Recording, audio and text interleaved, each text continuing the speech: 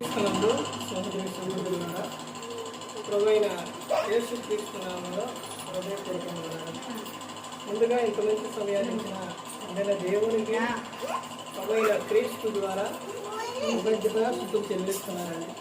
అందరూ బాగున్నారండి. వాక్యం చదువుకొని ప్రార్థన చేసుకున్న తర్వాత పాఠంలోనికి చదవాలండి. మత్తయి గారు రాసిన సువార్త 15వ అధ్యాయం. మత్తయి గారు రాసిన సువార్త 15వ అధ్యాయం 6వ వచనం. మీరు మీ పారంపర్య ఆచార నిమిత్తమై దేవుని వాక్యమును నిరర్థకము చేయుతున్నారు. ప్రార్థన చేయండి. పరలోకమందున్న మా తండ్రి, పరిశుద్ధ ప్రేమ గల తండ్రి, గొప్ప తండ్రి, యెహోవా తండ్రి, మీ ప్రియకుమారుడు యేసుక్రీస్తు ప్రభువారి ద్వారా కృతజ్ఞతాస్తుతులు చెల్లిస్తున్నాము నాయన. ఈ కూడికంతట్లో మీరే ఉంది నడిపించండి నాయన. వాక్యం బోధించుండగా ఈ లోక సంబంధమైన జ్ఞానంతో కాకుండా మీ జ్ఞానంతో మాట్లాడే భాగ్యం దయచేస్తారని మా ప్రభువైన యేసుక్రీస్తు నామములో వేడుకుంటున్నాం తండ్రి. ఆమేన్. ప్రభువైన యేసుక్రీస్తు నామములో హృదయపూర్వక వందనాలండి. దేవుని కుమారుడు యేసుక్రీస్తు ప్రభువు ఈ లోకానికి వచ్చిన తర్వాత పరలోక రాజ్యం సమీపిస్తుంది కనుక మారు మనసు పొందదని ప్రకటింప మొదలు పెట్టారు. అంశం పాఠం పేరు ఏంటంటే పారంపర్య ఆచారం వలన ఏం జరుగుతుందో తెలుసు. పారంపర్య ఆచారం వలన ఏం జరుగుతుందో తెలుసు. భూమి మీద మనిషి యొక్క విధానం, భూమి మీద మనిషి ఎలా ఉండాలని దేవుడు కోరుకున్నారంటే ఏ ఒక్క విషయాల్లో కూడా మనిషి నాకు లేదు, నాకు మరి ప్రభువా, నాకు మరి ఇది కావాలి ప్రభా, ఇది తక్కువైంది ప్రభా, ఇది కావాలి, నాకు ఇది లేదు ప్రభా అనే అడిగే విధానం దేవుడు మనిషికి అలాంటి ఛాన్స్ ఇవ్వలే. ఎలా ఇచ్చారు అంటే దేవుడు ఇచ్చేది సమృద్ధిగా దేవుడు ఇస్తారనమాట. దేవుడు సమృద్ధిగా ఇచ్చేది, దేవుడు చేయొద్దు అన్న విషయాలు, ఈ 3 విషయాలు ఒకసారి చూస్తే ఆదిలోని ఆదాము గారు అవ్వ విషయాల్లో ఆనాడు ఏదోను తోటన వేసిన తర్వాత దేవుడు వాళ్ళకి ఇచ్చినది ఎలా ఇచ్చారు? సమృద్ధిగా ఇచ్చారు. పండ్లు అన్నీ తినమంటో దేవుడు ఒక్క పండు మాత్రమే తినమంటాడు. సమృద్ధిగా ఇచ్చినట్టే. తర్వాత రెండో విషయం ఏంటంటే దేవుడు చెప్పేది ఒక్కటే, అన్ని చేయగానే దేవుడు చెప్పాడు ఒక్కటే, ఏంటంటే పాపం చేయకు. ఆడకి చెప్పింది కూడా అంతేనా? ఏమని చెప్పిండు? ఒక్క పండు మాత్రమే, ఒక చెట్టు పండు మాత్రమే తినొద్దు, మిగతా అన్ని తినమన్నారు. తర్వాత దేవుడు ఇచ్చేది మనిషికి ఎలాగానంటే సమృద్ధిగా ఇస్తాడు. ఇంకో విషయం ఏంటంటే నేను చెప్పినట్టు నువ్వు చేయి, నీ జీవితం అద్భుతంగా ఉంటుంది, మామూలుగా ఉండదు. నేను చెప్పినట్టుగా నువ్వు చేస్తే నీ పిల్ల తరాన కూడా నేను నిన్ను ఆశీర్వదిస్తాను అని ఎప్పుడు చెప్పారంటే పితరుల యుగంలో అబ్రహాం గారితో చెప్పారు. ఇప్పుడప్పుడు దేవుడు ఎలా మాట్లాడారనంటే వ్యక్తిగతంగా మాట్లాడారు. అంటే వ్యక్తిగతంగానంటే ఒక కుటుంబానికి ఒక విషయం, ఒక కుటుంబానికి ఒక విషయం, అంటే ఒక్కొక్కళ్ళతో మాట్లాడారు. తర్వాత అందరికీ కలిపి చెప్పిన విషయం ధర్మశాస్త్ర యుగంలో చెప్పారు. ఇప్పుడు క్రీస్తు యుగంలో ప్రతి ఒక్క కుటుంబంలో అందరికీ దేవుడు చెప్తున్నారు. ఎలా చెప్తున్నారంటే ఇదిగో నా పట్ల భయభక్తులు కలిగి ఉంటే నీ పిల్లల్ని పెద్దల్ని మొత్తాన్ని వృద్ధి పొందే చేస్తాను అని ఆయన చెప్తున్నారు. ఈ పారంపర్య ఆచారం వలన జరిగేది ఏంటి అని అంటే, ఏం జరుగుతుంది అని అంటే, ఇది ఎప్పటి నుంచి వచ్చింది అని అంటే, ఎక్కడి నుంచి పెట్టారనంటే తాతల ముత్తాతల నాడు పెట్టారు. వాళ్ళు పెట్టిన ఒక నియమాన్ని, వాళ్ళు పెట్టిన ఒక విషయాన్ని, వాళ్ళు పెట్టిన దాన్నే మనిషి ఈరోజు ఏం చేస్తున్నా అంటే వాళ్ళు చేస్తూ వచ్చిన విషయాలే ఈ రోజున కూడా అలాగే అలాగే చేస్తూ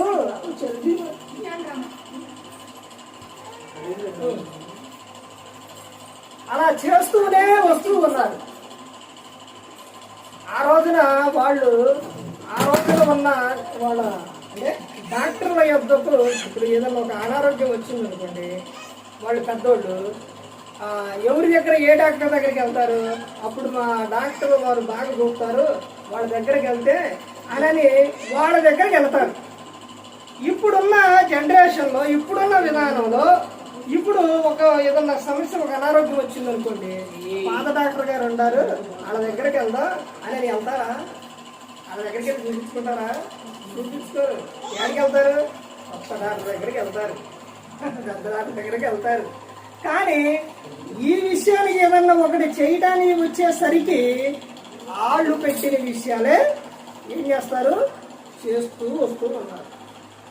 ఒక వివాహం విషయాల్లో కానీ, లేకపోతే బిడ్డ పుట్టే విషయాల్లో కానీ, లేకపోతే ఒక మనిషి ఒక కార్యక్రమం విషయాల్లో కానీ, ప్రతి ఒక్క విషయంలో చేస్తున్న విధానం ఏంటంటే మనిషి ఆచారాలు. ఈ ఆచారాల వలన జరిగేది ఏంటి అని అంటే, ఏం జరుగుతుందో మనం గ్రంథంలో చూసే ముందు ఒక విషయం ఏంటనంటే, దేవుడు ఏదైనప్పటికీ కూడా బలవంతంగా ఏది కూడా ఆయన చేయడు. బలవంతం అస్సలు చేయడు. దేవుడు చెబుతూ వింటే ఆశీర్వాదం, వినకపోతే ఆశీర్వాదం లేదు. ప్రకటన గ్రంథంలో హృదయం అనే అంటే తలుపు యొద్ద ఆయన ఏం చేస్తుండో తట్టుచూడు. నువ్వు తలుపు తీస్తేనే ఆయన వస్తావు. బలవంతంగా వాడు తలుపు బద్దలు కట్టుకొని రాలేడా? వస్తారు. కానీ అలా చేయడు దేవుడు. ఆయన ఎలా చేస్తారనంటే, ఆయన నువ్వు ప్రేమతో నువ్వు ఆహ్వానిస్తేనే ఆయన వస్తావు. ఎందుకనంటే నువ్వు ప్రేమ కలిగి ఉండాలి, ప్రేమతో నువ్వు నన్ను ఆహ్వానిస్తావు. దేవుడు చెబుతున్న విషయం ఏంటంటే, ఇదిగో మీరు నా పిల్లలైనప్పటికీ నా జట్టుకు ఎలా రావాలంటే ప్రేమతోనే రావాలి, కానీ బాధపడుతూ రాకూడదు అని చెబుతాడు. ఇక్కడ పారంపర్య ఆచారం వలన జరిగే విషయం ఏంటంటే, ఈ రోజున ఒకసారి కాదండి, ప్రతి ఒక్క ప్రాంతంలోని, ప్రతి ఒక్క ఊరిలోని జరుగుతున్న ఒక విషయం ఏంటంటే ఈ ఆచారాలే. వివాహం చేసేటప్పుడు చూడండి, అప్పుడు కూడా ఏం చేస్తారనంటే బయట ఉన్న వాళ్ళు సంప్రదిస్తారు, కానీ సేవకుడు సంప్రదిస్తారు. అసలు సేవకుడు అని అంటే, ఈ రోజున సేవకుడు అంటే ఒక అర్థం ఏంటో తెలుసండి. సేవకుడు ఏం చేస్తాడో తెలుసండి. సేవకుడు ఎంత భారం కలిగి ఉంటాడో తెలుసండి. సేవకునికి విశ్వాసులు ఎవరో తెలుసండి. విషయం తెలుసా? సేవకునికి విశ్వాసులు ఎవరు? పిల్లలు, ఆత్మీయ పిల్లలు. తల్లిదండ్రికి పిల్లలు ఎలాగో సేవకుని కూడా ప్రతి ఒక్కరు కూడా వాళ్ళు ఎవరనంటే పిల్లలు, ఆత్మీయ పిల్లలు. మరి వారి విషయాల్లో ఎలాంటి జాగ్రత్తలు సేవకుడు తీసుకుంటాడంటే, వాళ్ళు ఎలా ఉండాలని సేవకుడు కోరుకుంటాడంటే, వారు అన్ని విషయాల్లో కూడా వర్ధిల్లాలి, వాళ్ళు బాగుండాలని కోరుకుంటారు. ఏ ఒక్క విషయం కూడా వీళ్ళ మీదకి ఎటువంటి నింద కానీ, ఎటువంటి ఉపద్రవం కానీ ఏది కూడా రాకూడదనే సేవకుడు నిత్యం కూడా వారి నిమిత్తం ఏం చేస్తారో ప్రార్థన చేస్తారు. ఇక్కడ చెబుతున్న సందర్భం ఏంటంటే, ఏదైనప్పటికీ కూడా నువ్వు చేసేది పారంపర్య ఆచారం అంటూ నువ్వు చేసే దాని వలన జరిగే విషయం ఏంటంటే, ఇక్కడ చెబుతున్న సందర్భం మత్తయి సువార్త 15:6 ఏమో చెప్తున్నారు, మీరు మీ పారంపర్య ఆచారం నిమిత్తమై దేవుని వాక్యమును నిరర్ధకము చేయుచున్నారు. అంటే పారంపర్య ఆచారం వలన ఏం జరుగుతుందనంటే దేవుని వాక్యము నిరర్ధకము అయిపోతుంది. వాక్యం అక్కడ పనిచేయదు. దేవుడు చెప్పినట్టు, దేవుడు ఇది ఇలా చేయాలంటే అలా జరగకపోవడానికి కారణం, అలా చేయకపోవడానికి కారణం ఒకటి ఏంటంటే నీ ఆచారం. ఈ ఆచారాలు ఆడి నుంచి వచ్చినాయి అని అంటే, ఎప్పటి నుంచి వచ్చినాయి? తాతల ముత్తాతల కాడి నుంచి వచ్చినాయి. నువ్వు ఎక్కడైనా కాలం ముందుకు వెళుతున్న సమయంలో నీకు వాక్యం తెలుసు, మొత్తం తెలుసు, అయినప్పటికీ నువ్వు ఇంకా మారకపోతే, ఇకనైనా నువ్వు వీటిని వదిలిపెట్టకపోతే నీ కుటుంబంలో దీవెన ఎలా ఉంటుంది, ఆశీర్వాదం ఎలా ఉంటుంది ఒకసారి ఆలోచించండి. వివాహానికి విషయానికి వచ్చేసరికి ఆచారాలు, పుట్టినరోజులంటే ఆచారాలు, లేకపోతే మనిషి ఒక కార్యక్రమ విషయంలో ఆచారాలు. ఈరోజు ఒక సందర్భం జరిగిందంటే అక్కడ జరిగిన ఒక సందర్భం అది చూస్తే ఏ విధంగా అనిపించింది అంటే, అక్కడ ఉన్న వారు మొత్తం కూడా ఎవరనంటే అసలు ఆ వ్యక్తి మారిన వ్యక్తే అన్యుడు. ఆ తర్వాత అక్కడికి వచ్చిన వారు మొత్తం కూడా ఎక్కువ ఎవరనంటే అన్యులే. అయినప్పటికీ ఒక సేవకుడు ఎలా చెబితే అలా చేశారు.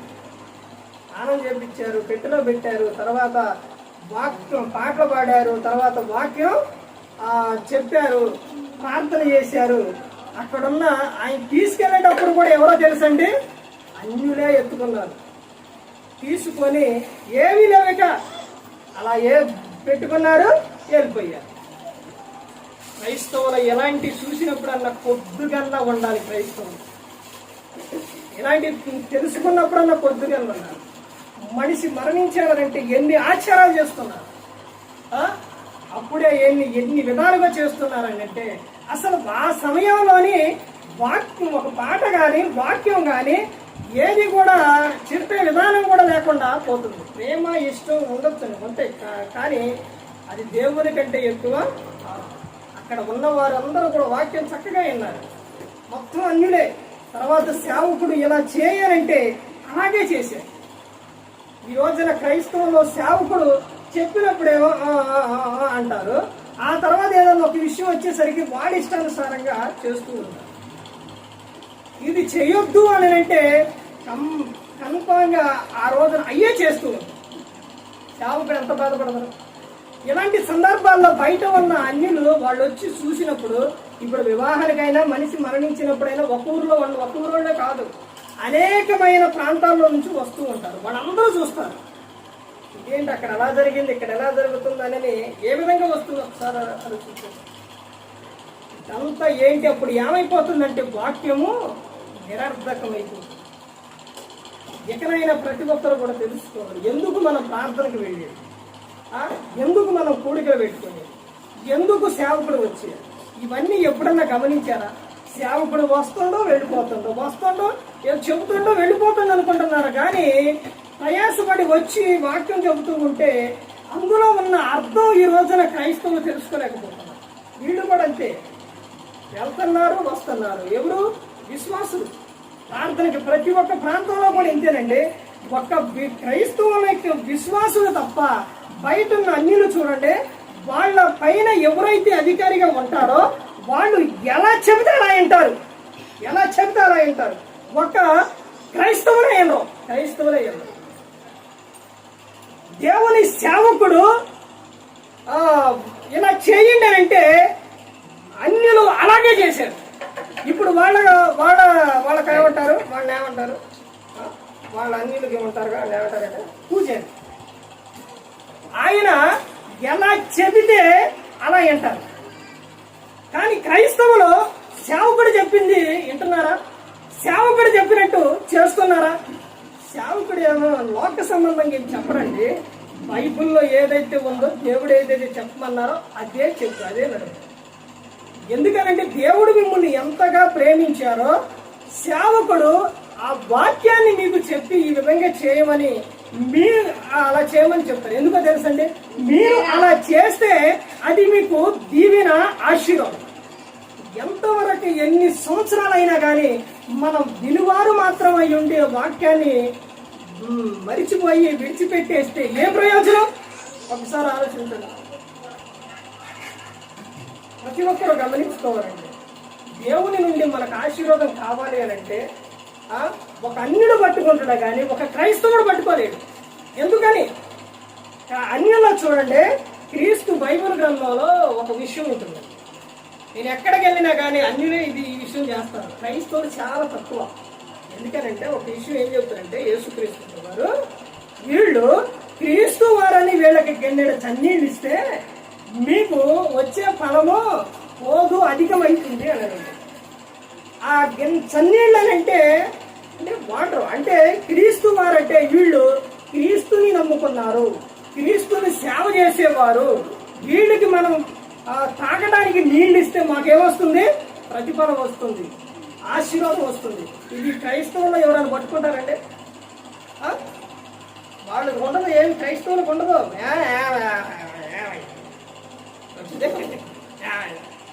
వదిలేస్తారు. కానీ అన్నిలు అలా కాదు. ఒక ఆమె నేను ఒక సాటికి వెళ్తే, అయ్యా మీరు దేవుని దగ్గర వాళ్ళు ఏమన్నారు తెలుసండి, నువ్వు పని చేసేవాడు అంటే దేవుని దగ్గర సేవకుడు ఏం చేద్దంట? పని చేసేవాడు, సేవ చేసేవాడు. ఈ రోజున ఆ విధానం అనేది ఉందండి, క్రైస్తవులకు ఉందా? ప్రతి ఒక్కటి ఎంతవరకు దేవునికి విరోధమైన పనులు చేయటమే, సేవకుడికి చెప్పినట్టు చేయకోకుండా దేవునికి వ్యతిరేకమైన పనులు చేసే వారికి ప్రతి ఒక్కరు కూడా విశ్వాసం. ఈ రోజున చెప్పే ఈ వాక్యం ఎంత మందిని కదిలించిందో తెలుసండి. ఇక్కడ ఈ గృహం నుంచి వెళ్ళే వాక్యం వేల మందిని కదిలించింది. ఒక్కసారి ఆగిపోదండి, ఒక్కసారి ఆగిపోదు. చాలా ప్రాంతాలకు అందుకని ప్రతి ఒక్కరు గమనించుకోవాలండి. ఎక్కడికి వెళ్ళినా ఈ రోజు దేవుడు ఈ గ్రంథాన్ని ఇచ్చారు, తర్వాత ఫోన్ ద్వారా మనకు ఎన్నో వాక్యాలు వస్తున్నాయి. ఇకనైనా కానీ తెలుసుకోకపోతే ఏ సమయానికి ఏమి జరుగుతుందో తెలియదు. కాబట్టి ఇకనైనా మారు మనసు పొందండి, మార్పు చెందండి, క్రీస్తుని సొంత రక్షకునికి అంగీకరించండి. మేము అంగీకరించమండి, ఇప్పుడు అంగీకరించడం ఏంటి, ఎప్పుడో అంగీకరించు. కానీ ఒక సేవకుడు అండి ఈ రోజు నన్ను నేను మానేస్తానంటే అసలు మానేస్తాను నేనంటే అట్ట కాదండి.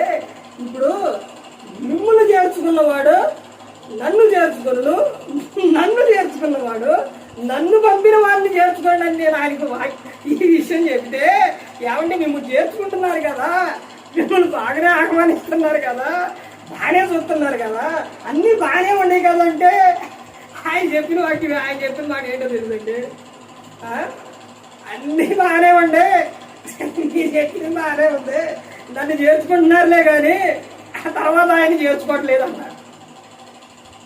అసలు చూడండి, ఇప్పుడు నన్ను ఆహ్వానిస్తున్నారు, నన్ను బాగానే చూస్తున్నారు, కానీ నేను చెప్పిన మాట ఇంటేగా. అంటే క్రీస్తుని అంగీకరించట్లేదు నన్ను వరకే. నాకెందుకండి ఆ విషయం? నాకెందుకు? క్రీస్తుని అంగీకరించకుండా, దేవుణ్ణి చేర్చుకోకుండా నన్ను చేర్చుకొని ఏం ప్రయోజనం? అంటే సేవకుడు వస్తే ఆశీర్వాదం, తాను పెడితే ఆశీర్వాదం, అది కరెక్టే. కానీ ఆ సేవకుడిని వస్తే ఆశీర్వాదం, కానీ ఆయన మాట వింటేనే ఆ ఆశీర్వాదం వచ్చింది. ఆయన చెప్పిన విషయం ఏంటంటే, ఇప్పుడు నేను వచ్చినప్పుడు నన్ను చేర్చుకున్నారు, కానీ వాక్యానుసారంగా నడవట్లేదు. మరి ఇప్పుడు నేను చేసిన ప్రార్థన దేవుడు అంగీకరిస్తారా? అంగీకరించడు. అరే ఆయన చెప్పిన విషయం ఒకసారి ఆలోచన. ఎందుకని ఇవన్నీ చెప్తున్నానంటే, పారంపర్య ఆచారం వలన దేవుని వాక్యము నిరర్థకం అయిపోయింది. అలాంటి ఆచారాలు అనేది ఎక్కడైనా కానీ వదిలిపెట్టుకోవాలి. ఎందుకనంటే ఆయన ఎప్పుడు వస్తారో తెలియదు. కాబట్టి ఎక్కడైనా కానీ నువ్వు మారు మనసు పొంది మార్పు చెందకపోతే చాలా ప్రమాదం. వాని క్రియల చొప్పున ప్రతి వానికి జీతం. నీ మట్టుకు నువ్వు జాగ్రత్తగా ఉండు అని ఆయన చెబుతున్నాడు. అందుకని నువ్వు భూమి మీద ఎలా ఉండాలని దేవుడు కోరుకున్నారండి. ఆ దేవుడు నిన్ను వదిలిపెట్టాడు. ఎప్పుడన్నా దేవుడు నిన్ను ఎక్కడ చెప్పుకున్నారంట? తన అరిచేతిలో నిన్ను చెప్పుకున్నారు. ప్రతి దినం ఆయన నిన్ను చూస్తూనే ఉన్నారు, ఇలా చూస్తూనే ఉన్నారు, ప్రతి దినం చూస్తూనే ఉన్నారు. ఎప్పుడు నిన్ను విడిచిపెట్టలేదు దేవుడు. నువ్వు భూమి మీద బహుగా ఫలించాలని కోరుకుంది దేవుడు. ఆశీర్వాదకరంగా ఉండాలని కోరుకుంటావు, నువ్వు సంతోషంగా ఉండాలని కోరుకుంటావు. తర్వాత నువ్వు లోకం వెళితే పరలోకం చేరాలని, ఆయనతో పాటు ఉండాలని దేవుడు కోరుకున్నాడు. నువ్వు దీవెనకరంగా ఉండాలి, ఆశీర్వాదకరంగా ఉండాలి, నీ కుటుంబం దీవించబడాలి, నీ కుటుంబం ఫలించాలి, నువ్వు ఎల్లప్పుడూ ఆనందంగా సంతోషంగా ఉండాలనే దేవుడు కోరుకుంటున్నాడు. అలాంటి దేవుణ్ణి ఎప్పుడు కూడా మర్చిపోదు. మన నిమిత్తం ఆయన ఈ లోకానికి వచ్చి చిరులో తన ప్రాణాన్ని పెట్టేవారు. ఎందుకంటే ఆయన అంత ఇదిగా మనలో ప్రేమించి మరి ఈ విధంగా నిలబెట్టి మాట్లాడించిన తండ్రి దేవునికి కృతజ్ఞతాస్తుతులు చెల్లిస్తూ ఇంతవరకు శ్రద్ధగా ఉన్న మీకు ప్రభు పేట నా హృదయపూర్వక వందనాలు చెల్లిస్తూ ఈ మాటలు ముగిస్తున్నాను. అందరికీ వందనాలు.